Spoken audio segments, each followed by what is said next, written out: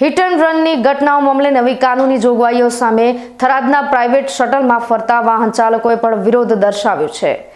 અકસ્માતના નવા કાયદાના વિરોધમાં થરાદના શટલ ચાલકોએ પણ તેમના વાહનોના પૈડા થંભાવી દીધા છે।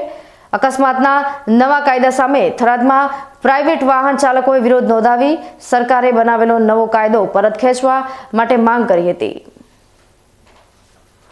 સરકારે જે આ કાયદો કાઢ્યો 7 લાખ રૂપિયા દંડ અને ડ્રાઈવર જો ત્યાં સ્થળ ઉપર ન પેલા અને દવાખાને લઈ જાય એના માટે જો ન ઊભો રહે તો એને 10 સાલની સજા।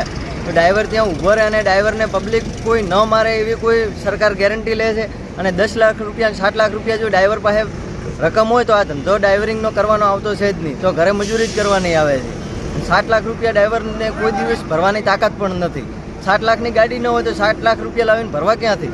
મહિને પગાર જ 12,000 રૂપિયા હોય છે। 7 લાખ 12 મહિના નોકરી કરે તો છતાં નથી પૂરા થતા। એના કારણે અમે બધા ગાડીઓવાળાએ હડતાલ કરી છે।